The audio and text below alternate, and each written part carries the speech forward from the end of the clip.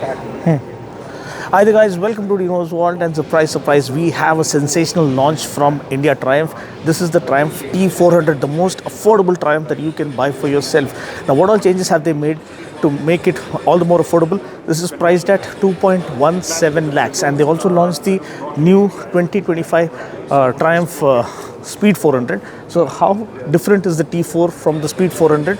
First of all, the power and torque are different. So power is around 31 PS, the torque is around 36 Newton meters, but the torque is available way down in the rev band. So you have instant torque, and even the power is more easily accessible lower down in the RPM, making it a more engageable riding experience. In terms of design language, you can see this is the LED headlamp. They have not compromised in terms of LED lighting. You have LED headlamp and LED turn blinkers. They have given 43 mm telescopic forks instead of the gold anodized 43 mm USD forks. I feel this is more suited for Indian conditions when compared to USD forks, because that is maybe more focused for that kind of power enthusiast who wants to push the bike to its limits. But for daily commutes, daily usability, I think this offers low maintenance cost and is more than sufficient for our Indian road conditions. And talking about the tires remain more or less the same. We have the Nilo Grip Zapper tires, and this is a 140 section tire right over here. 17-inch wheels, so that one gets a fatter tire, and also the exhaust gets a different layout now. We had that kind of a steel chrome finish. Now everything is blacked out. So do you like the previous exhaust finish, or do you like this new one with the satin chrome heat shield? Please do let me know. The wheelbase has been increased, and also the seat thickness has been increased by 10 mm to offer better comfort. So riding ergonomics seems more or less the same, and the console also remains the same.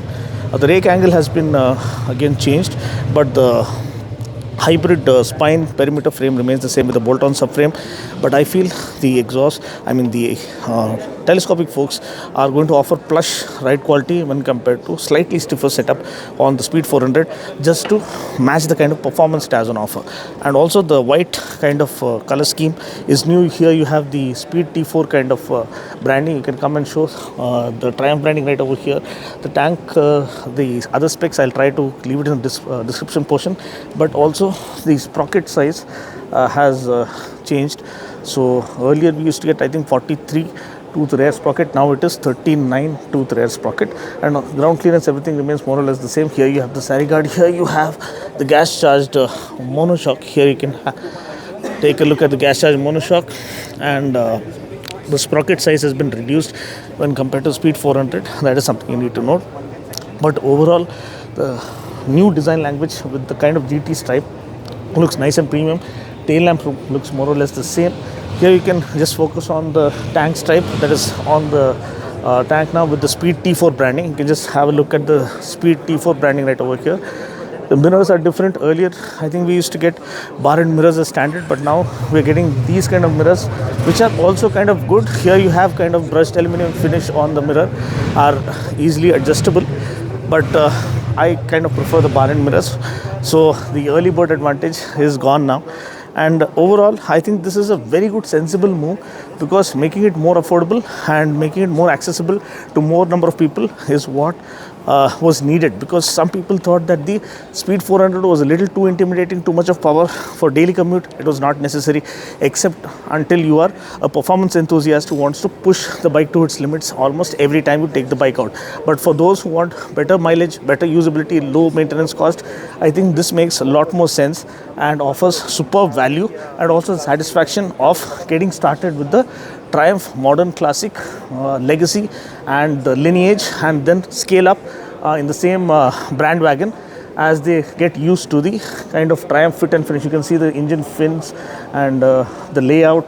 Everything has been set up as per the standards that usually underscore when it comes to quality when the branding reads Triumph, and that hasn't been compromised. Again, you do get liquid cooling, and of course the disc brake is also there. You don't get traction control on this, whereas you get the traction control on the Speed 400. These are the changes that have been included in the T4 to make it a little more accessible and more affordable. Here you have the engine kill switch, hazard light switch has been retained, and high beam, low beam, this thing switch, pass switch is there, and other readouts. The speedo console remains more or less the same. So that's pretty much it. If you like what you see and want to see more, and got to wait until we present the ride impression of this bike. But what is your initial impression? Would you be more interested in buying a more affordable Speed 400 named as the T4? Feel free to comment below. Or would you still prefer a proper Speed 400 with all the bells and whistles and all the untamed power that it brings along to the segment? I would say this is something that many of the people waited for, and I think India Triumph have gotten the formula bang on to attract a lot more customers and make things a lot more interesting in the modern, classic, retro, vintage motorcycle category that is buzzing with activity. A lot of competition happening in this segment. Thanks for watching. I'll catch you guys in the next video, and we have to give the exhaust note. So let me just quickly hop on and turn on the ignition. I think you can just zoom out, and the exhaust note will be recorded. Take a profile shot so that the bike is visible. Very good stance. Can't wait to unleash it the way I want it.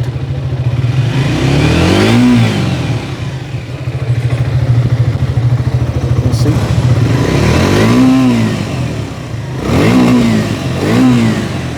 Okay, I don't want to rev the hell out of it, but overall this feels very, very satisfactory. It makes more sense, and I'm sure is gonna absolutely set the cat among the pigeons in this segment, and kind of come across as something to worry about for a lot of manufacturers who have their retro bikes already out in the market. But this looks very, very beautiful, and I think it's here to stay, and is absolutely going to cause a sensation in this segment. Thanks for watching. Do you like the design? Do you like the way it looks? Feel free to comment below. Let me know what is the color scheme of your choice. That also you can feel free to comment below. But for now, this concludes the first look impression of the T4. Thanks for watching. Catch you guys in the next video. Until then, take care, God bless, and ride safe.